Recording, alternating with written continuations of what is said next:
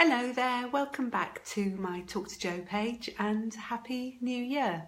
So today I am talking about recognising and soothing our inner critic, and it's really funny because I've obviously been blogging about this week, and this morning I did my headspace meditation and it was on this exact subject, and Andy, the guy who runs Headspace, was talking about how often we have stories that run through our heads, and sometimes these stories about who or what we are can run through our heads for decades, and they become like sort of background noise. We actually stop noticing them, and that's just so relevant to what I want to talk about today.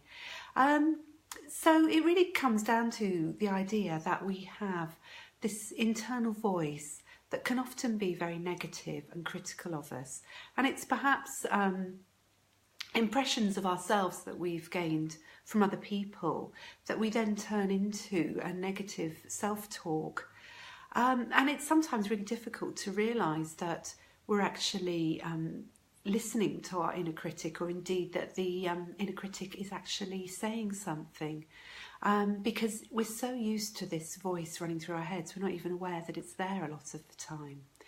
But I think one of the ways that we can recognise it is by being aware of what our feelings are.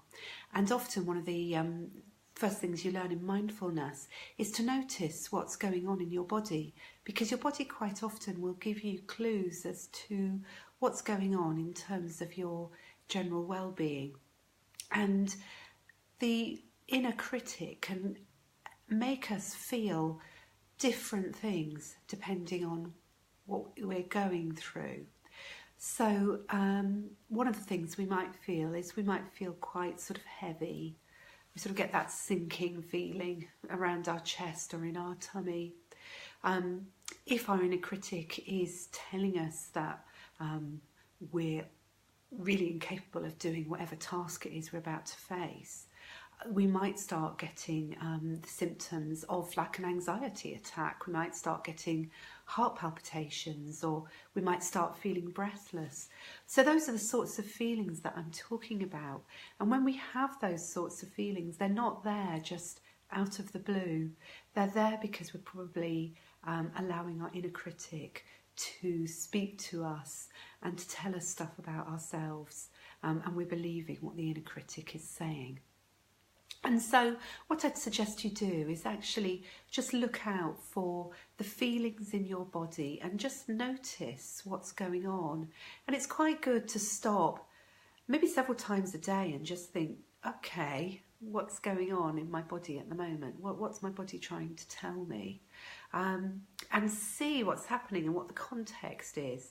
Sometimes what I find with clients is that when they come and see me and they'll say they're feeling down, and they had been feeling good but now they're feeling down, we can quite often trace back what it was that's made them feel down by looking at when the feeling of feeling down started, and then we can think, well, what was that about? And you can identify what it was that has sort of stimulated the internal critic to start getting going. So I'll just use a sort of example here. One of the things that's triggering me at the moment is obviously I'm trying to make my business work, but it's so easy for me to compare myself with other people. And fortunately, I sort of know that I'm doing it, and I can identify that I'm doing it quite quickly.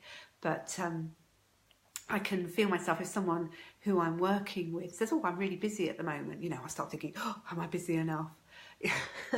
And I start getting that sort of feeling of either panic, or I feel cross, or I feel, oh, you know, I'm not good enough. And that's my inner critic beginning to get going. So I can recognise that that is happening to me, and I can start bringing in the sort of positive reminders of what I'm doing to help myself feel that I'm okay and I'm doing okay. So that's just a very quick example of the way that the inner critic is working in me at the moment, and I can identify it through noticing what my feelings are. And because I'm getting better at noticing my feelings, I can notice what's happening quicker. And so another example is I was watching a live feed all about blogs and what you need to do with your blogs. And of course, I've got so much still to learn on all that subject. And then I sort of advertised that I was doing this live feed. And the internal critic started saying, oh, no one will be here. No one's going to watch it. No one's interested. Who do you think you are? And I started getting palpitations. And I thought, well, what's going on? I thought, it's okay. This is the inner critic. You know, and then this sort of story starts being generated. Oh, you know, you're feeling anxious. Oh, what's this going to mean? And you think, no, stop. That's just a thought. I can let it go. I don't need to hold on to it and make it into something that's so much bigger than it is. And what I find when I'm working with people who are feeling anxious is that they have that initial anxiety, and then their brain starts getting going on what that means and how useless they are and how they're not going to be able to cope, and they're really anxious, and the anxiety just gets worse and worse, and people are actually frightened of feeling anxious, and so they get anxious about feeling anxious, and it's this sort of increasing spiral.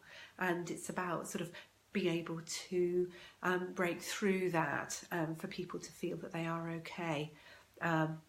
And just in passing, what can be quite helpful is to ground ourselves very much in this moment, and that is about noticing, you know, our body, the feeling of our body on the ground. So, you know, feeling the floor beneath our feet, the seat underneath our bottom, just feeling grounded in this moment, and that can really help break through anxiety.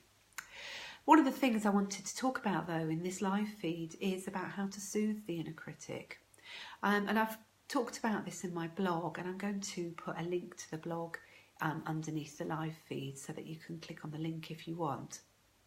And it's really about recognising that part of what happens with our inner critic is really expecting quite high standards of us, and is expecting perfection. And of course, we're imperfect. And of course, we all know we're imperfect, don't we?